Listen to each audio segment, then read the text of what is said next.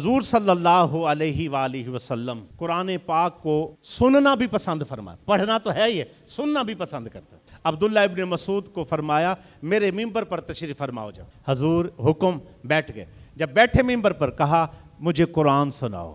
کہ یا رسول اللہ صلی اللہ علیہ وسلم قرآن تو آپ پر نازل ہوا۔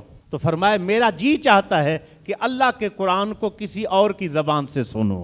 اسی طرح قرآن پاک جب سنا جاتا ہے، اس کی تلاوت کانوں میں پڑتی ہے تو وہ ہدایت کا ذریعہ بنتی ہے۔ دل اگر زنگ آلود ہو تو زنگ اترتا ہے۔ صحابہ رسول کیا کرتے کہ لوگوں کو اکٹھا کر کے لے آتے، اور کیا کہتے، فینا رسول اللہ یتلو کتابہ، ہمارے پاس اللہ کے رسول ہیں جو قرآن پاک کو پڑھتے ہیں، کتاب اللہ کی پڑھتے ہیں، قرآن پڑھتے، آؤ تم قرآن سنو۔ وہ سنتے جاتے، ہدایت ان کا مقدر بنتی جاتی ہے۔ ہمارے نبی بھی بڑے قدردان نبی ہیں، ہمارے نبی بھی غیب دان نبی ہیں، ہمارے نبی بھی امت پر آسانی فرمانے والے نبی ہیں۔ اب آپ کو ہوگا میری امت کہیں سیکتی نہ رہ جائے، کہیں میری امت دل برداشتہ نہ ہو جائے، تو فلاں تو چھوٹی عمر میں قرآن پڑھ گیا، فلاں تو حافظ بن گیا، فلاں قاری بن گیا، فلاں عالم بن گیا، تو ہم تو رہ گئے، بڑی عمر میں توبہ کی ہے، ہمیں تو فضیلت نہ مل سکی۔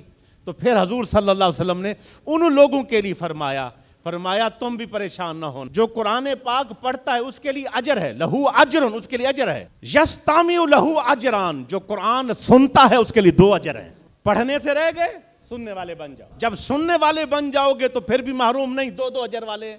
جبیر بن مطعم رضی اللہ تعالیٰ عنہ، ابھی یہ بدری قیدیوں کی سفارش لے کے آئے، جو بدر کے اندر قید ہو گئے تھے کافروں کی طرف اور مشرکوں کی طرف سے، ان کے سفارشی بن کے آئے۔ جبیر بن مطعم ابھی کلمہ نہیں پڑھا، جب مسجد نبوی میں آئے تو سرکار اونچی آواز میں تلاوت فرما رہے تھے سورۃ طٰہٰ۔ آئے تھے قیدی چھڑوانے، آئے تھے مشرکوں کے حامی بن کے، جب باہر کھڑے ہو کر تلاوت سنی، قیدی بھی بھول گئے، اپنے سنگی ساتھی بھی بھول گئے، سارے لوگ بھول گئے۔ جا کر سیدھا ہی عرض کر دی، حضور مہربانی فرمائیے کلمہ پڑھائی اور مسلمان کر دے۔ یہ سننے کی اتنی برکت ہے، قرآن سننے کی برکت ہے۔ کافر مسلمان ہو گئے، حبشہ سے 70 بندے آئے۔ اب 70 بندوں کو دین کی تبلیغ کا ذریعہ کیا تھا؟ حضور صلی اللہ علیہ وسلم نے ان کا خیمے لگوائے مسجد نبوی میں، صحن کے اندر یہ خیمے لگوا دیے۔ جب خیمے لگوا دیے اور صحابہ کی ڈیوٹی لگائی کہ آپ مختلف 3 4 بندوں کے خیمے لگے ہیں، ایک بندہ ان کے قریب بیٹھ کر قرآن پڑھے۔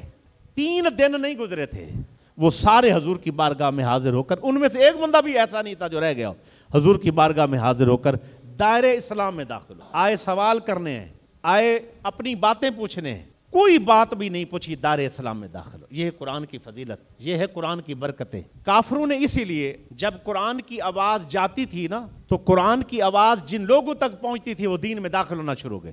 انہوں نے کام کیا، یہ قرآن کی آواز لوگوں تک نہ جائے، بھئی کیا کریں؟ انہوں نے کہا یہ جرم قرار دیا جائے مکہ کے اندر، ابتدائی دینوں کے اندر، کہ بھئی مسلمان اللہ کے نبی اور ان کے اصحاب قرآن پاک کو مکہ کی گلیوں میں نہیں پڑھ سکتے، اونچی آواز میں گھر سے نہیں پڑھ سکتے کہ آواز باہر آئے، اتنا پڑھیں کہ اپنے اندر تک رہے، آواز کسی کو نہیں، اونچی آواز میں نہیں پڑھتے۔ انہوں نے قانون پاس کیا کہ قرآن کی آواز کسی تک نہیں جانی چاہیے، اگر قرآن کی آواز اونچی ہو جاتی تو اس پر حضور صلی اللہ علیہ وسلم کو تکلیفیں پہنچائیں۔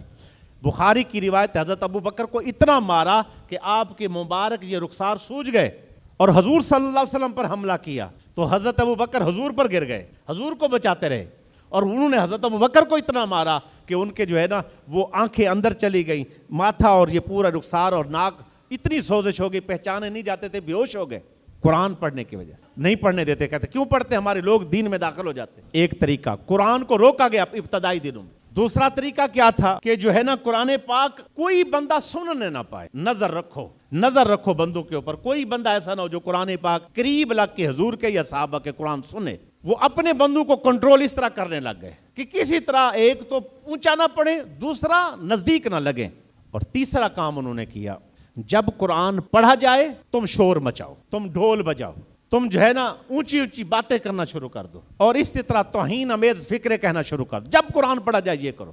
اب بتائیے کہ یہ قرآن پاک کو، تعلیم کو، قرآن پاک کی تلاوت کو روکنے کے کافروں نے 3 طریقے نکالے تھے کہ تاکہ کسی طرح یہ پیغام کمزور ہو جائے، پہنچے نہ۔ آج ہمارے پاس خیر خیریت کے ساتھ پڑھ بھی سکتے ہیں، پڑھا بھی سکتے ہیں، سن بھی سکتے ہیں، سنا بھی سکتے ہیں، اپنے بچوں کو بھی پڑھا سکتے ہیں اور آگے بھی یہ پیغام دے سکتے ہیں، لیکن ہم نے پورا یعنی قرآن پاک کو ایسے بند کر کے رکھا ہوا ہے جیسے اللہ معاف کرے کہ اللہ کا کلام ہی نہ ہو.